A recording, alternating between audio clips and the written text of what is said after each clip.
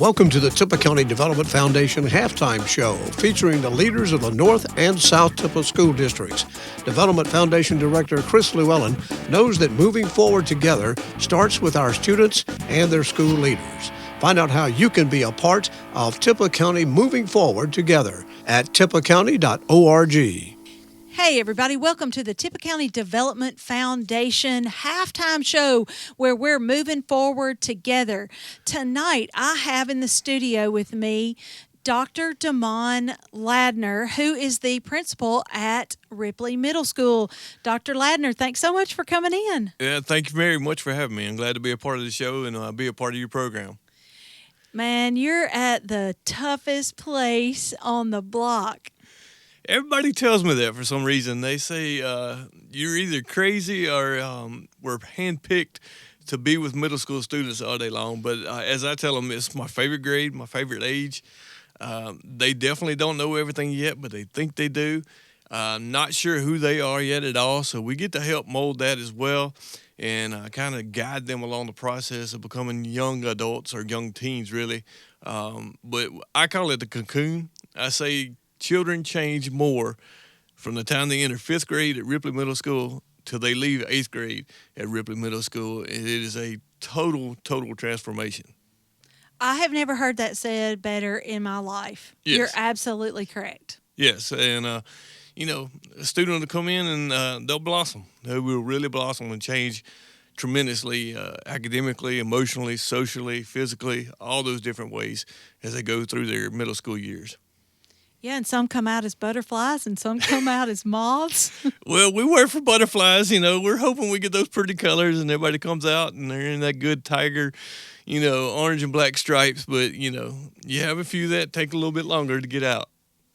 Okay, we could work on that analogy all night, but I won't. I won't do it. I won't. Okay, so I know that you guys are doing a million different things. I want you to talk about all of the great things that are happening down at Ripley Middle School. The big thing is we had a transformation more than anything. If you have not been by the middle school, you really need to come by and take a sneak peek. Next time we have an open house over in the spring, you need to drop by and see it.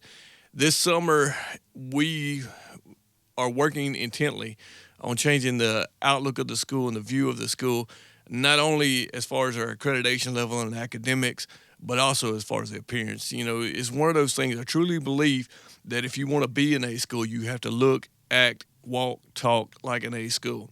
So this summer, we took out all the lockers inside the building. And we didn't realize how big the building was, how many lockers we had, but it was over 600 lockers. Took them out because we're now fully one-to-one with iPads for all the students, and they have their backpacks, so they have everything they need on them during the day and don't really need to go to the lockers. And then once we got the lockers removed, of course, anytime you're in a school building, I think it was originally built in 1964, there's going to be old paint, and you can tell it's been there for a while.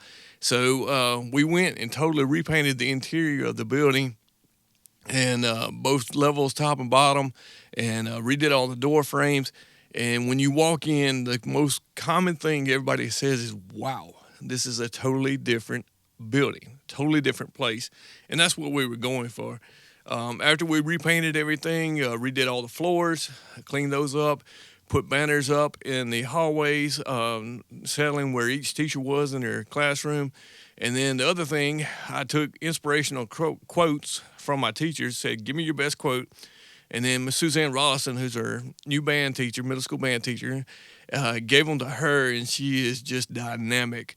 And she put them on backgrounds, and now we have those hanging all out throughout the building.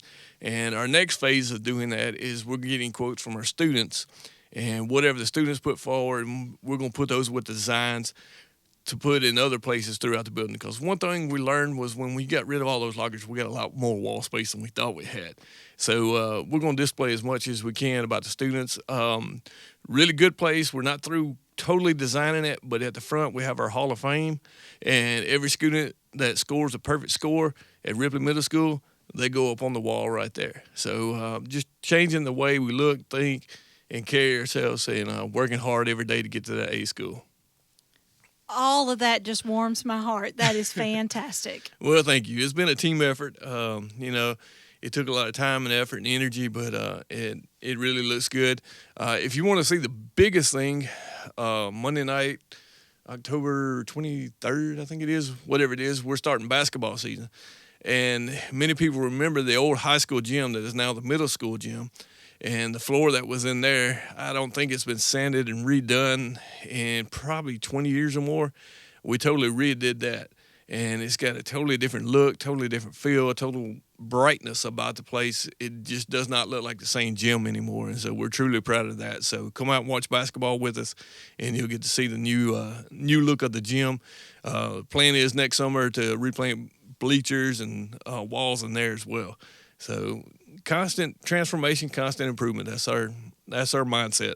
It's the only way to do it. I was at Ripley Middle School for several years, and Mr. James Story was my boss, and he transformed it. You know, it was really a dungeon. What you got was sort of like semi-dungeon. He worked tirelessly all that time to upgrade, and you're just continuing that process, and it has to be done every year in an old building like that. Yes, it definitely does. It's a constant process, and what really brought it to light was we added on an addition.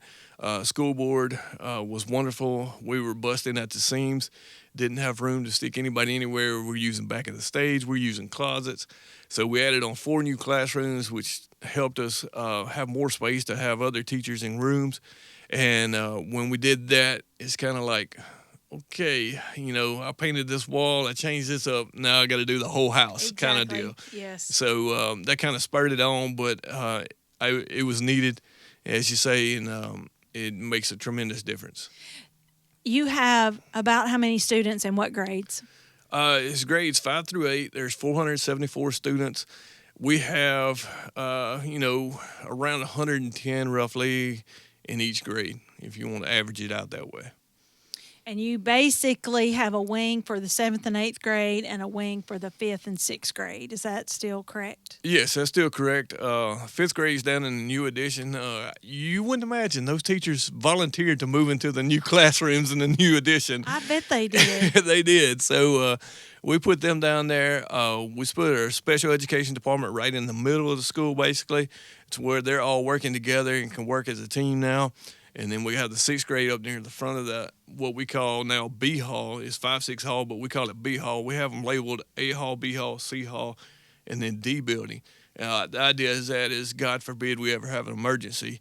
If emergency personnel come in, we can tell them, hey, just go down to room C101, and we got signage up that says it on there, and they can go right to there. So another thing that we implemented, but it was more of it's aesthetically good looking and makes us look like a community college campus, which is what we're going for, but also a safety feature. And then, of course, yes, on C Hall, we have 7th and 8th grade right there, and then have gifted and cyber foundations out there in D building. So I'm listening to all the things that you're doing. It makes my head want to pop off because I know it's all so hard to manage when you've got all those folks on campus. And I don't want you to name names because if you do, you'll start leaving people out. But talk a little bit about your team and how you work together. I keep telling people, and this is no lie, and I'm not saying it because it's radio or anything like this. I tell it to everybody that asks me. I believe I assembled one of the best staffs that I've ever been a part of in my going on 20 some odd years now of education.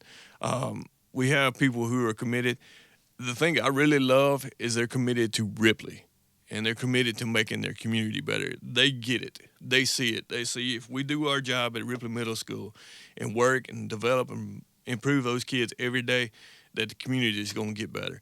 And it goes back to what the school board, their idea is building a stronger community through quality education. And my teachers buy into that, and they push students because they know this is the future of Ripley and Tippah County. And so if we really want to go forward and we really want to improve the area, it's got to start right there.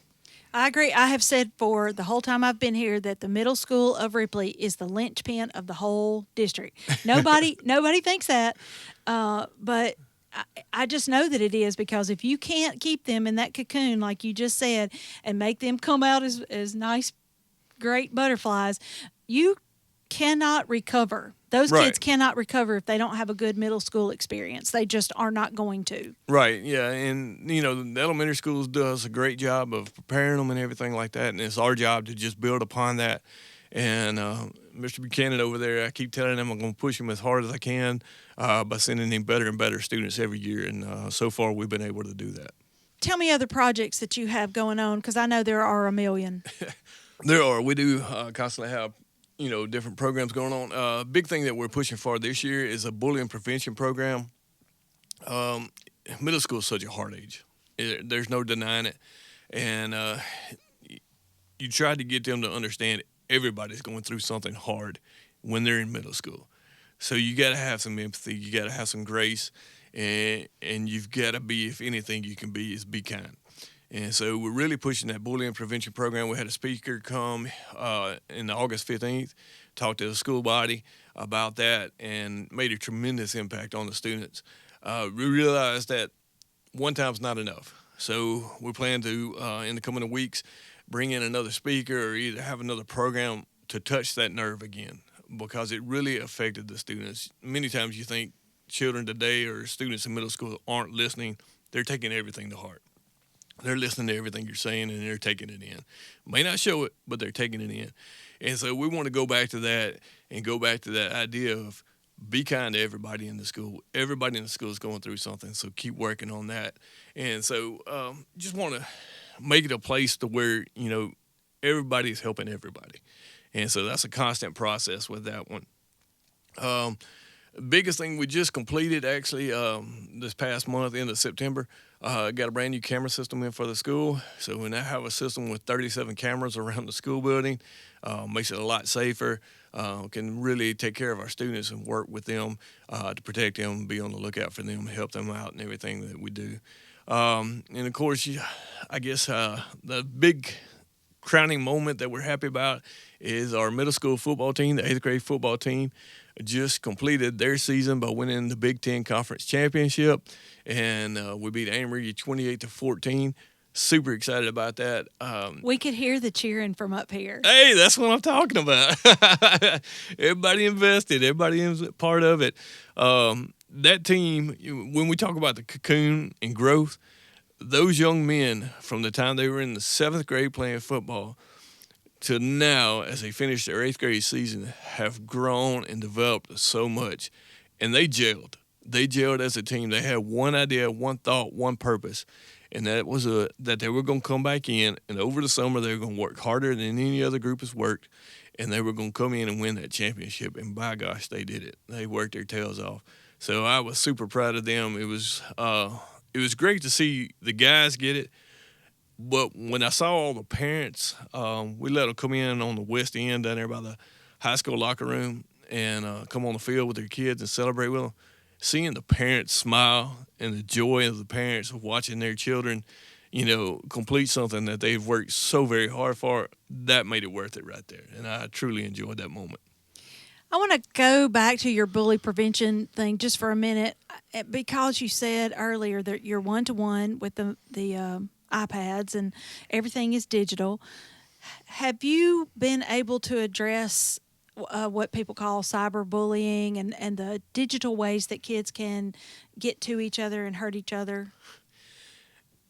That's a hard question because the answer is yes and no. The yes part is the stuff, or stuff's not a good word, but the items we know about, the apps, the ways, the means that we know about, yes, we try to address that. We try to educate on that. We try to prevent that. But the main thing is technology is changing so fast, and it is so hard for us to keep up with everything that's coming out. I'm not like my own personal children that watch TikTok and YouTube 24 hours a day, so I don't keep up with it as much unless they tell me something or show me something cool. So I guess that's where we need the parents and community to come in to help us and tell us, you see something new, let us know, because if one student finds it, it's everywhere. Like AI chat became a big thing this year. And there's people that get whole classes done online by using AI chat and writing papers through AI chat and everything. So we have to continually educate students that those programs are there. they're okay for certain ages. Most are not okay for middle school students. I told them at the beginning of the year, I said, the quickest way to cause drama is to get in one of those chat groups on Snapchat or something like that, or one of those special hashtags on Snapchat. And so we talked to them about that, and it's just a constant educational program. We do have Aiming for Healthy Families that comes in, and their message to students, they talk to them about vaping, and they also talk to them about digital education. And then working on a grant through the University of Mississippi and Baylor University to combat and look at, first of all, vaping, and start a new program attacking vaping issues and the harms and the dangers involved with vaping, and then also from vaping going into illegal drugs and other things such as fentanyl that are out there and can hurt students that, you think you see it, it won't bother you or something, but it really will hurt you and hurt you bad. To me, the biggest challenge with middle school is that parents think that their kids are making the big life decisions around 9th, 10th grade, and they're not. They're making it 5th, 6th, 4th, 7th. I mean, those grades, that's when you really decide the big things. It is. You can see a lot of times by the end of a child's 7th grade year, kind of the direction they might go. And I always say if we don't catch them and hook them and keep them sometime in that 7th grade and get some kind of spark in them by then, a lot of times it's too late. So, you get that 7th grade year to kind of hold them in there and push them through and make sure they're going to get out of here and graduate and become productive citizens. Dr. Ladner, you and your cocoon are awesome. I am so glad to have gotten to talk to you about Ripley Middle School. I'm excited for the future of the school and the city and the things that you are going to do to improve the whole city of Ripley with your cocoon at Ripley Middle. Well, thank you, ma'am. I appreciate that. It's a constant process, and we're trying to get better each and every day. And as I tell people, if we can help, if we can do anything different, or if you see a need that we don't see, let us know. It's like the preacher said, I'll help anybody that I can, but if I don't know they're sick, I can't go see them. So if there's a need and I don't see it, come tell me. I'll be glad to look at it and try to address it for you. Thank you so much for all that you do. Yes, ma'am. Thank you. Okay, everybody, this has been Dr. Damon Ladner, who is the principal at Ripley Middle School in the South Tippah School District.